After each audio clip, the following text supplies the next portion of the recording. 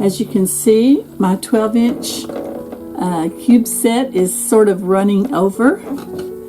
And these are not just scraps, these are also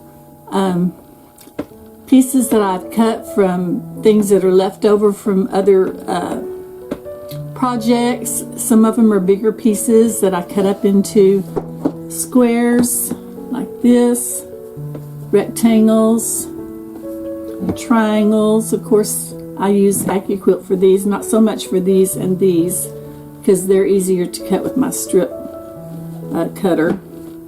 But yeah, I've kind of got an overflowing basket here.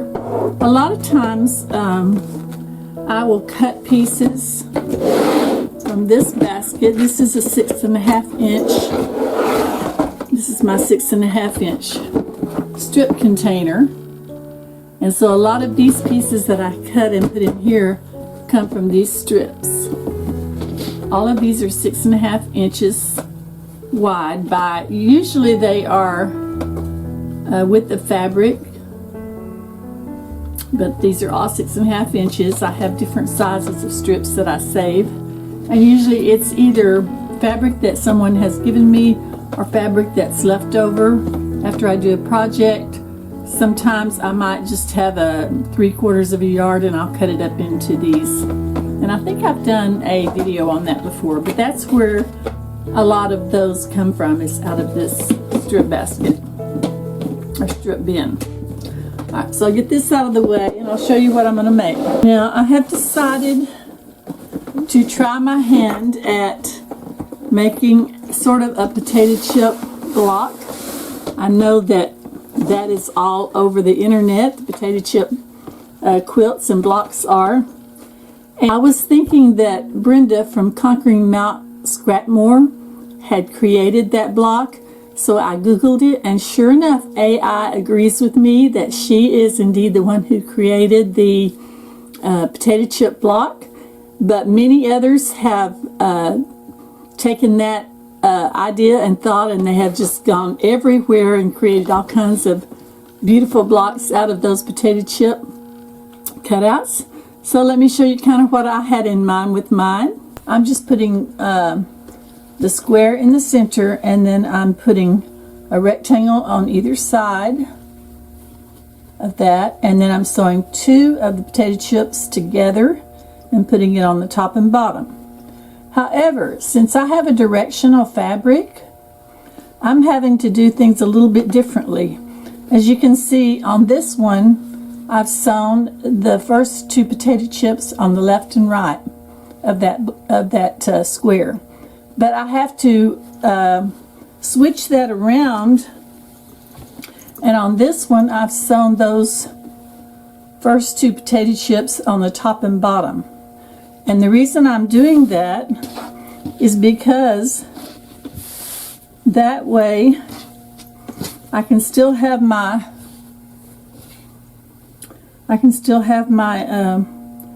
directional fabric going the right direction, but I don't have to worry about matching seams here, because I have my seam here, and then I have my seams here. So what I'm doing is just switching back and forth on these potato chip blocks like this. I'm going to have 4 across, as far as I know right now. So when I put the other one up here, you can see that I'm going to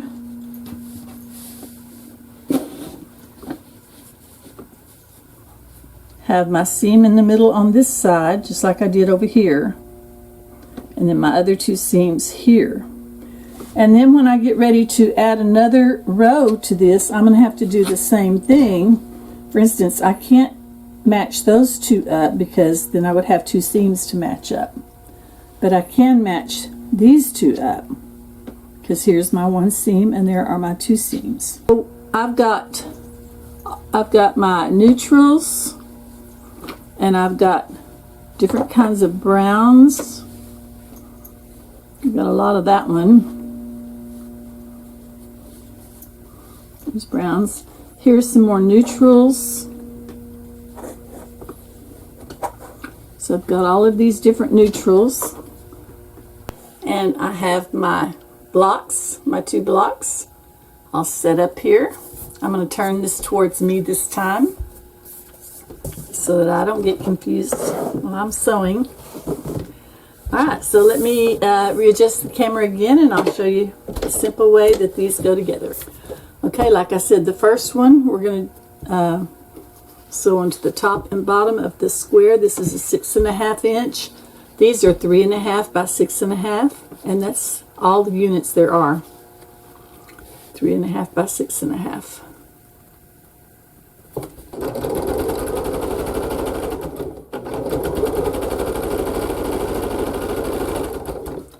Now, I'm going to try to do a little bit of chain piecing here. So I did the green onto that. So now I'm going to sew these top 2 together.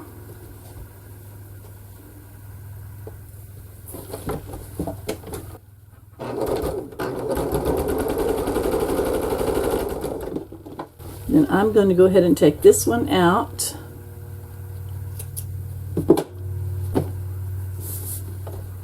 Go ahead and press it towards the outside. I'm going to lay this back down and put the blue on it. Top and bottom, blue and green top and bottom.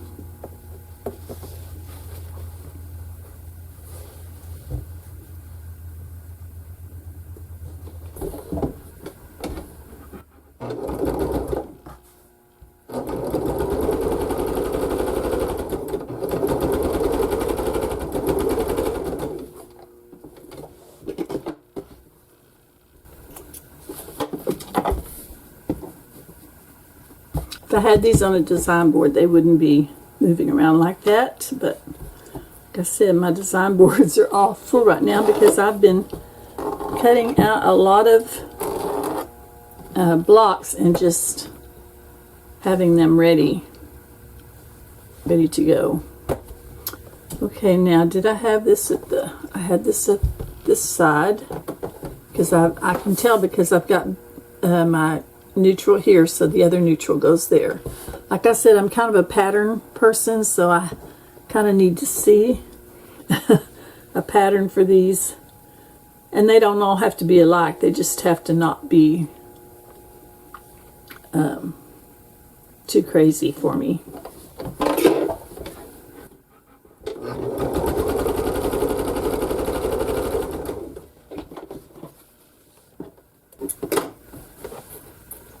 Press this toward the outside.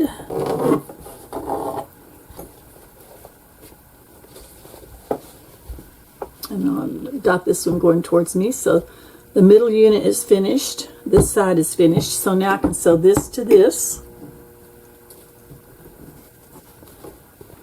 There are no seams to match up.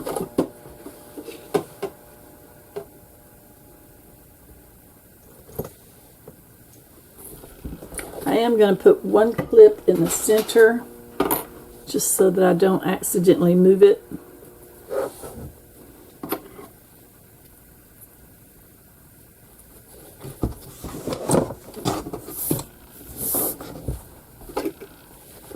And I'll just sew from corner to corner, 1/4 inch.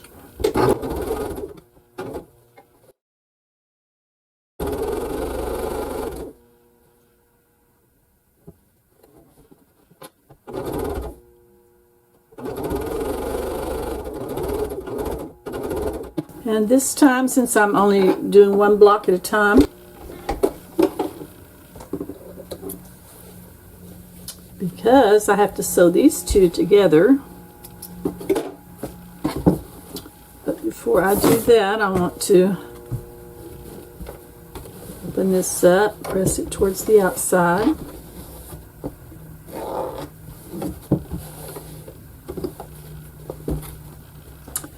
Alright, now I know my brown has to be over here because I have a brown over here. And I think I'm going to press it that way towards the darker this time. I did that on that one too.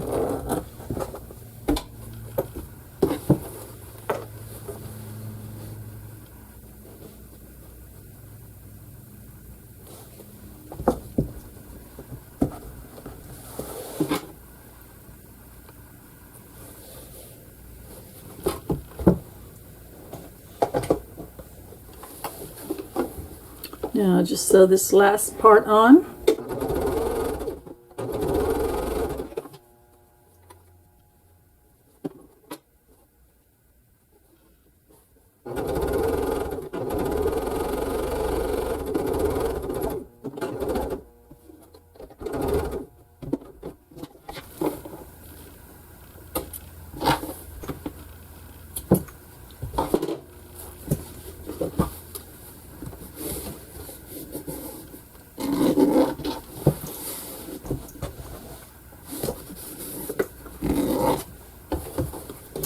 And there's that block. I'm going to put it over here and press it a little bit. It measures about 12 1/4, and I'm trimming them all down to 12 inches.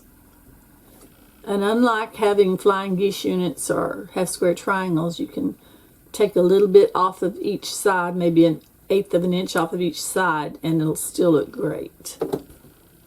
All right, now the other one we'll sew together the same way we did that one, except remember that the first pieces go on either side, right and left, instead of top and bottom. Okay, here's our second block. Can't wait to put this little quilt together. This is going to be probably 4 across, which would be 48, by 6 down, which would be 60, right? 6 times 12, no, 6 times 12 is 72. So 48 by 72, and then I'll put borders on it. So it'll be a nice size quilt.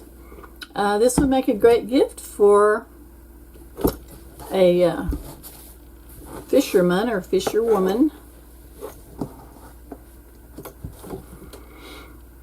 So anyway, I'll have different ways that these are set up color-wise, so that I don't have two together when I put them together. And I'm not going to put these together, start putting them together, until I get all the blocks made, so that I can make sure that I'm putting them together in the best way that I can. Thanks for joining me in my version of the potato chip block around the square. And thank you, Brenda from Conquering Mount Scrapmore, for giving us this beautiful design that we can play with and change up and just do all kinds of things with. I can't wait to start some different ones. I've seen some beautiful designs from other people. Thanks so much, and y'all have a wonderful, wonderful day. God bless.